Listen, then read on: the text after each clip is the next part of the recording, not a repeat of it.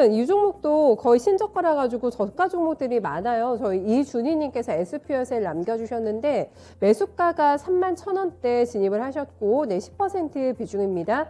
추가 매수 시점이 궁금합니다 라고 정확하게 질문 남겨주셨는데 비중이 많지가 않고 지금 가격이 27,000원대로 떨어져 있거든요. 네, 단가를 낮춰서 아마 좀 엑시트하는 전략을 생각하고 계신 게 아닐까 싶습니다. 신저가가 작년에 12월 1일 날 나왔고 27,300원에서 멀지 않은 지점입니다. 수소 관련주들이 지금 모멘텀이 많이 힘이 빠져가지고 뭐 거의 다 이런 모습을 많이 나타내고 있는 상황인데 뚜렷한 뭔가 모멘텀이 포착이 돼야지만 더 살 수 있는 건지 가격대에 대한 메리트를 보고 더 들어가셔도 되는 건지 판단을 좀 해주세요. 전문가님 어떻게 할까요?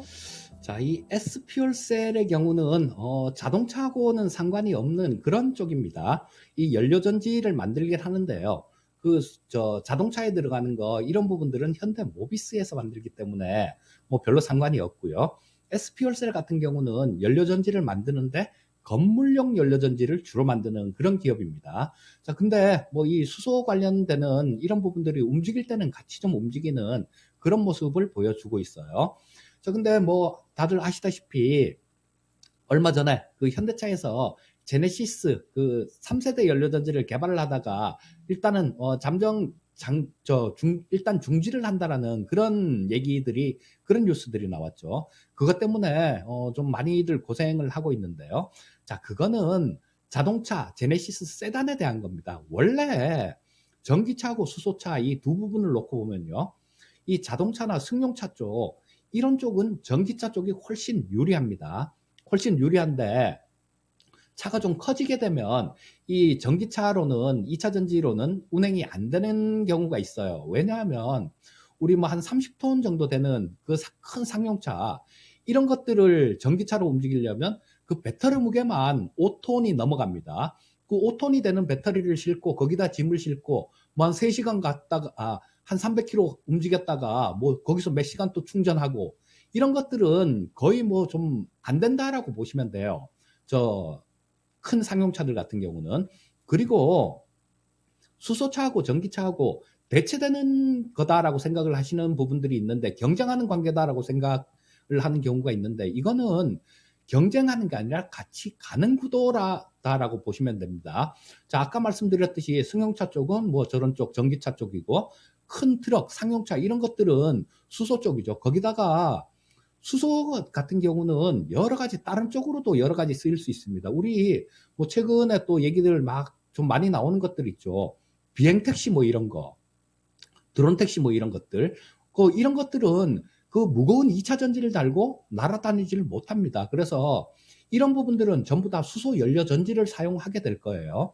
거기다가 뭐 항공기라든가 그다음 잠수함 쪽 이런 쪽들도 마찬가지죠. 그런 쪽들은 다 수소 연료 전지를 사용을 해서 가는 게 훨씬 더 유리한 그런 모습입니다. 그래서 이 뭐 수소 관련되는 그런 부분들이 뭐 그 제네시스 3세대 연료전지 개발하는 거 그거 잠깐 뭐 스톱했다고 이게 끝나진 않는 거고요. 신재생 에너지의 가장 큰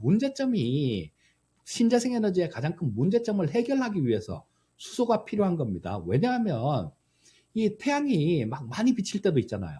그리고 또 바람이 많이 불 때도 있고 바람이 안 불 때도 있고 뭐 장마철에 태양이 안 비칠 때도 있고 그렇게 되면 이 신재생 에너지 쪽 같은 경우는 간헐성이 나옵니다. 그게 어떤 때는 전기가 많이 생산이 됐다가 어떤 때는 전기가 생산이 안 됐다가 그런 부분들이 있어요.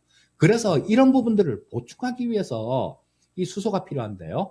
저 많이 생산이 됐을 때 그때 무리해 갖고 저 송전을 하려고 송전을 시도를 하다 보면 이 과부하가 걸려서 기계도 고장 나는 수가 있고 그렇거든요.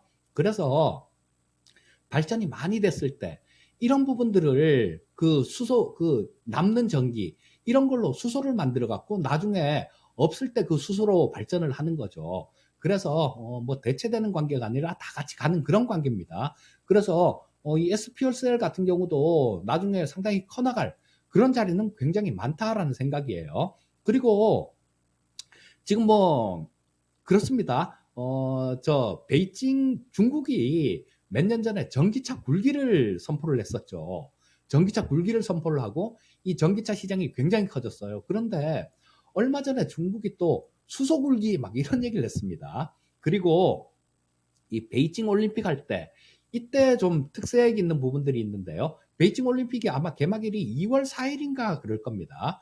근데 여기서 돌아다니는 자동차 이 부분을 전부 다 수소차로 한다 그래요. 자, 그렇게 되면 그쯤이 되면 이 수소 관련주들이 관심을 받을 겁니다. 또 근데 그때 가서 또 관심을 받는다고 그때 가서 쫓아가면 어떻게 되겠습니까? 잘못하면 또 물리죠. 그러니까 지금 뭐 아직까지는 조금 이런 감이 조금 있는 것 같습니다만 이달 중순 되기 전 뭐 그 정도서부터는 이 수소 관련 섹터들은 차근차근 조금 매집을 할 필요가 있어 보이고요. 자, 우리 시청자님 SPLC를 갖고 계신 거, 뭐 요것도 마찬가지로 그때 정도에 뭐 한 다음 주 정도나 뭐 그때부터 차근차근 조금 추가로 이렇게 분산해 갖고 추가 매수를 하면 좋겠다라는 생각이 들고요. 또 다른 분들도 마찬가지로 보시면 좋을 것 같습니다. 제가 12월 초에 CES 관련해 갖고 뭐 그때 자율주행하고 뭐 AI 로봇 이런 쪽을 좀 그 배워야 산다나 또 저 투자의 신에서 좀 말씀을 드렸었는데요.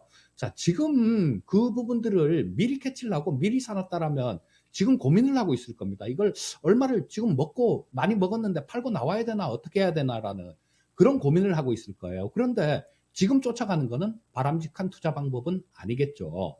자, 2월 달에 베이징 올림픽에서 그런 모멘텀들이 좀 있으니까요. 한 다음 달 정도부터 다음 주 정도부터 시작해 갖고는 차근차근 좀 매집해 보는 전략도 좋겠다. 뭐 이렇게 말씀드리겠고요. 자, 우리 SPLC를 갖고 계신 시청자님께서는 뭐 10% 갖고 계시니까 한 10% 정도 추가 매수도 가능하다. 뭐 이렇게 말씀드리겠습니다. 네, 굉장히 세심하게 네, 살펴주셨습니다.